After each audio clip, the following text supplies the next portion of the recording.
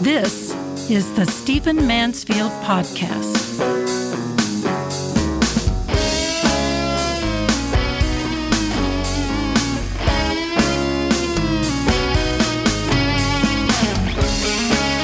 Welcome to the Stephen Mansfield Podcast. I'm Stephen Mansfield, and it is great to have you with us. This is the podcast, as I always say, where we look at our times through the lens of faith and leadership, character, and history. Let's dive in. Hey, before I get to my topic, I want to say that we are newly committed to upgrading this podcast. We believe the nation needs a good, slightly right of center, Christian, hopefully fairly learned, semi-humorous, from the heartland, Nashville, Tennessee, Washington, D.C. kind of podcast, talking about what's going on in our culture, not just purely political, but about the things in our time.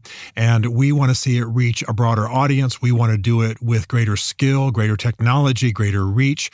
And so you're going to be seeing some upgrades. Our intrepid producer, Jonas Litton, along with some other people, is going to take us to a new level. We're going to have guests. You're going to hear some slight changes in perhaps the intros, the outros, things of that nature, and I am committed to being a whole lot smarter. So keep your eye out. And let me say also that if you'd like to sponsor a podcast like I just described, something speaking into our culture, not exclusively religious, not exclusively conservative, not exclusively political, but all of it and a whole lot more, as a voice of reason in our times, then I would like to ask you to contact us.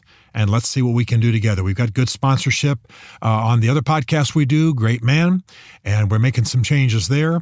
But I want to see the Stephen Mansfield Podcast make a difference in the world, and I'd like to partner with you to do it. So contact us and watch for some great things to happen. Now, I'm recording this the first week in June, which means you will probably hear it around the time of the 4th of July. And as you know, this is the 250th anniversary of the very first 4th of July, when our Declaration of Independence had been ratified by our Congress, our Continental Congress, and we had declared to the world our belief that all men are created equal and that they are endowed by their Creator with certain inalienable rights, etc., etc., etc. It was a radical document. It was a powerful document.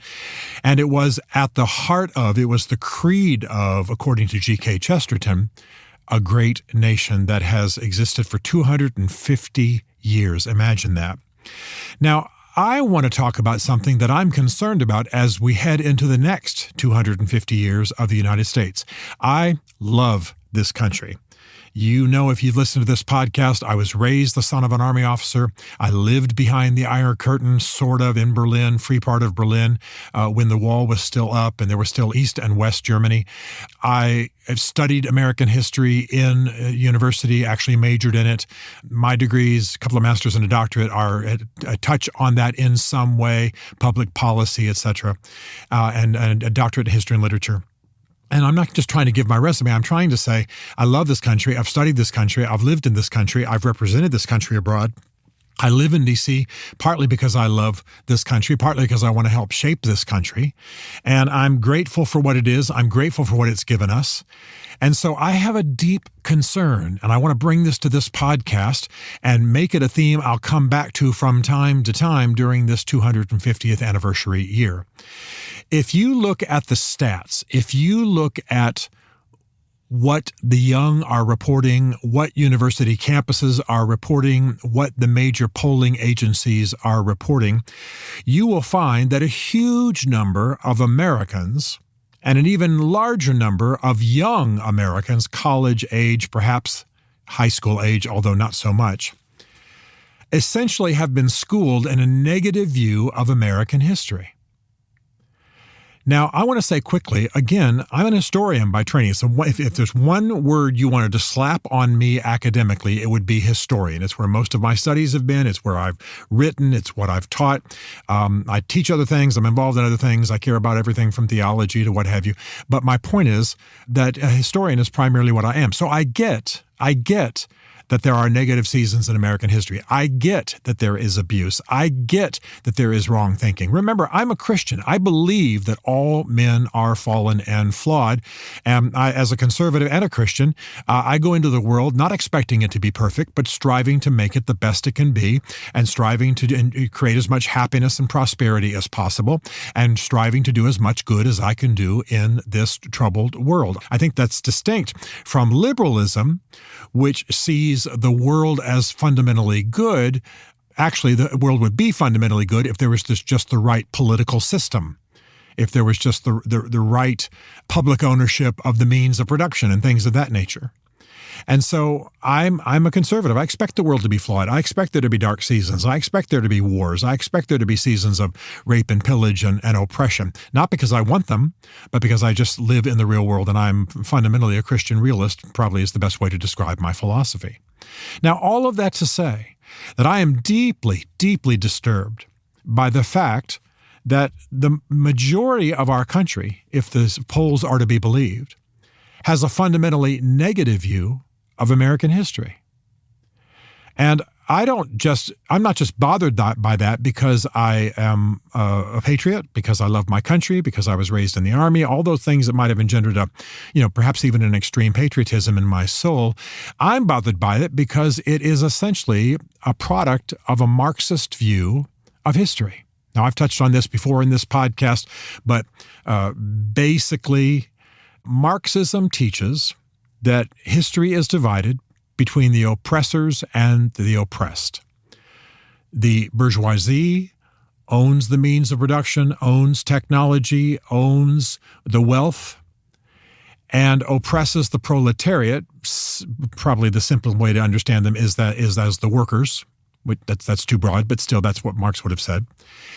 And so history is the bourgeoisie, the upper class, the wealthy class, the property class, the ownership class, oppressing the workers. Now, there is some truth in that. Even the Bible says that from time to time. It can happen. We all know that. There are even warnings in Scripture about such dynamics. Don't oppress the poor, don't oppress the needy, etc. So we know that these things occur. We can see them in history.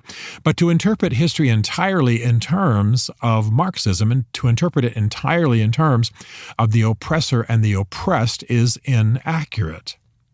And what happens then is that you draw from kind of an economic Marxism, which is at heart what Marxism is. It's a materialist economic view.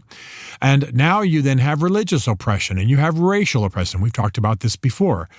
Racial policies, racial views, interpreting the history all through race, all through gender, all through economics. It doesn't give you an accurate view of history. If you only view American history through race, if you only view it through gender, if you only view it economically, if you only view it through religious oppression and other titles, cool titles we could throw around, then you don't have an accurate view. Is there religious oppression? Absolutely, from time to time. Is there economic oppression? Absolutely, from time to time. Is there ethnic, etc.? Yes, absolutely, but not exclusively and not only. And this is simply nothing more than saying that this is the nature of man. Man achieves glorious things. Man has great heroism. Potentially, man accomplishes and produces great things. Man can be unbelievably kind and generous. Man can also be a demon. He can also be a monster. And we see that at various times through history. Here's an example. I love Germany, as you may know if you've listened to this podcast for a lot of years. I grew up in Germany. I now have German family members. My sweet daughter-in-law is German. My grandkids now, address me in German, which I don't fully understand, but I'll get there. But I'm not lost on Nazism. I'm not lost on what Germany turned into. I'm not lost on Japan. I love Japan, travel in Japan. Dear friends, Japanese, worked in Japan. Plan to return to Japan a lot and eat a whole lot of Japanese food. But my point is there are seasons during which the Japanese people, sweet and artistic and beautiful and mystical, looked like demonic monsters in what they did, because this is human nature. I don't interpret that as being uniquely Japanese ethnically. I don't interpret it as being uniquely German. I interpret it as being the way that human beings are. So if you teach it as the American history as an exercise in oppression, you're going to build a people who hate themselves. you're committing national suicide. Consider these stats for just a moment. I try not to do too much statistics in this podcast because I tend to like Mark Twain's dictum that there are three kinds of lies: lies, damn lies, and statistics. However, these are pretty solid here. A survey of the public universities in Virginia, and that includes some of the best in the country, found that 55% of students say their professors teach that the U.S. is systemically racist and oppressive, that the U.S. is a systemically racist and oppressive country. This is in one of the original colonies that became a state. This is in some of our largest and best universities in the country. But the students perceive their professors are teaching that America is systemically racist and oppressive. At one of our fine universities in this country, by the way, in Virginia, the College of William and Mary, my mother attended there, 72% of respondents agreed that professors teach that the U.S. is, again, this word systemically, racist and oppressive country where many people do not have a fair shot. The American Council of Trustees and Alumni, this would be people involved in academics, found that nearly half, 47% of students at the College of William and Mary reported having a lower opinion of the United States as a result of what they learned in their classes. Now think about that.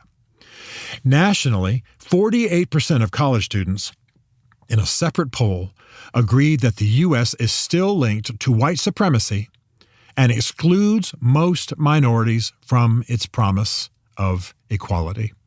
Now, before you riot, do I believe that some people are excluded from the promise of equality through various forms of oppression? Absolutely. By the way, you know my affinity for Native Americans. Native Americans can't even own land on their own reservations. There are systems that are just oppressive, no question about it. But is the nation as a whole that way? Has the United States not been a vehicle for uplift for almost every ethnicity in the world? My Kurdish friends are killing themselves to get here. I could go on and on and on. One of our biggest problems is our border. Why? Because people want to get to this country. Is there racism? Sure. Is there oppression? Yes. Absolutely. I am a clear-eyed realist. But should we be teaching in our university classrooms that America is systemically, in other words, that it's woven through all of its systems? Oppressive? Racist? This is a Marxist view. And I would suggest that a lot of our professors, I've read the books, I've sat in some of the lectures, of course, I've been to school too, a lot of them are teaching just a straight-up version of Marxism. And America, rather than being seen as the home of the land of the free and the home of the brave, rather than being seen as a great force for liberation in the world, rather than being seen as a flawed but nevertheless glorious experiment and in freedom and democracy and man being made in the image of God, and being endowed with inalienable rights, rather than seeing it that way, it's seen as one of the worst countries in the world by these professors. This is what's going on. And so my point is not to get on this podcast and just to gripe and to bellyache. I'm going to do everything I can to change that. I want to urge you to read counter to the prevailing myths. I want to urge you to begin to identify the cultural Marxism, the intellectual Marxism that has dominated our society. You know, Marxism failed everywhere it was attempted. It was a bloody failure. In Stalinist Russia, over 100 million people put to death, and the thing still failed. And yet, here we are within a generation of that failure, and we are pushing one of the biggest lies in history. Now, if you listen to this podcast at all, or if you've ever heard me lecture or teach or guest lecture at a university, you know that I believe in looking the hard, difficult, tyrannical evils of our history in the face. You want to talk about the Tuskegee syphilis experiment? I'm there. You want to talk about Trail of Tears? I'm there. You want to talk about some of our ridiculous incursions in other people's countries and destabilizing those countries and removing favored leaders? I'm there. Not because I want to dance on the grave of my country, but because I believe in looking evils in the eye. My own evils, the evils of my culture, the evils of my family. In fact, one of the reasons Bev and I are so close is we know each other's damage. We know each other's sinful tendencies. And we love each other and help each other be better. That's what patriots do when it comes to a nation. That's what we do when it comes to our country. And I think the 250th anniversary is a great time for us to say, look, we're happy to look the evils in the face, which is what the history professors, if they're even teaching history in the universities in America, it's what they want us to do 24/7. But it is time to talk about some of the glorious aspects of American history. It is time for us to confront some of the myths. It is time, by the way, part of the reason that a lot of these myths are able to be propagated is that the average American doesn't know very much about history. Let me tell you what I read just the other day. If you listen to this podcast, you know I can get quite verklempt, quite sentimental about the Pilgrims. I love the Mayflower. I love the story of the Mayflower. I love these people from Scrooby, England, who left England in 1608, went to Holland and hung out there for 12 years, but kept praying and had a vision for the New World and wanted to impact the Native Americans. And so they sailed on a ship for 66 days, no longer than a volleyball court. I mean, it was a wine barge, came to the New World, etc. Now, here's an example of what goes wrong. These people in their Mayflower Compact said, we sailed for the glory of God and the advancement of the Christian faith. Great. Love it. Love it. Mention it every Thanksgiving. Bore the heck out of my children and my grandchildren. Not actually. They actually love it. But all that to say, what happened in 1675 was a thing called Prince Philip's War. And Prince Philip's War was a battle between Native Americans and the people we would call the Puritans. Pilgrims and Puritans, the New England Commonwealth. It was bloody, it was fierce, went on for some years. And I read an article here recently, scholarly article, which essentially said this puts the lie to any kind of Christian vision by the Pilgrims. Well, this is complete caca. This is the Greek word is krapos. I mean, I'm joking. That war in 1675, the Pilgrims showed up in the New World in 1620. That war was 55 years later. Hardly anybody from the original Pilgrims was even alive then. If you had been 2 years old, you probably did not. Well, there wasn't anybody. There was one child born on ship. And that child, I don't even know that we know, but I don't think that child would have been alive 55 years later. It's possible, but I don't think that child was. Everybody else certainly would have been dead by that point. So what's my point? We're allowing the academy, we're allowing historians, we're allowing people with an agenda to lay on Christian forebears, people we can get sentimental and verklempt about, a burden that wasn't their responsibility. They weren't even alive. And so we miss the beauty and the sweetness of the Mayflower story, which was sweet and was beautiful and had its glorious elements. And there was a Samoset and there was a Squanto and they were friends. And those things that I know you remember them from second or third grade, public school class before Thanksgiving. And a lot of those things we were taught are true. Some things are garbage. I mean, I've told you before, the idea that they stepped off the ship onto a thing called Plymouth Rock, which is now inside of a little mini temple in Plymouth, Massachusetts. No. That's just marketing.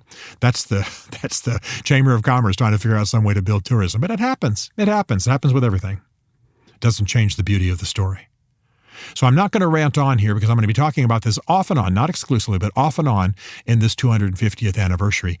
If we're going to have a country, if we're going to have, as John Adams once said to a woman, we gave you a republic if you can keep it. If we're going to keep our republic, we're going to have to, yes, know the dark periods of history and learn from them and master the knowledge of them so we don't repeat them. Know that men are sinful, know that we're fallen, and know that bad things happen. Every race does evil. Every race does noble and beautiful things. Every nation does evil. Every nation does noble and beautiful things. I could go on and on. But if we're going to rescue this country, we're going to have to be a people who don't buy into the neo-Marxist version of history that's being pounded in our universities. And we're going to have to come back to a loving patriotism that is not also a blind patriotism, because that too can be a form of totalitarianism.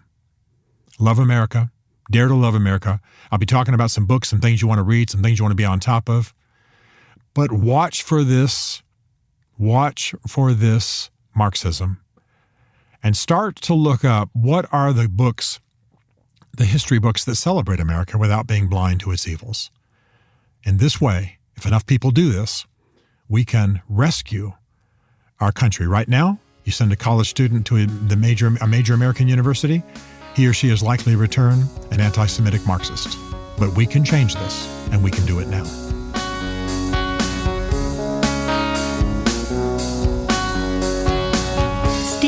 Mansfield is a New York Times best-selling author, a popular speaker, and a frequent faith and culture commentator in international media.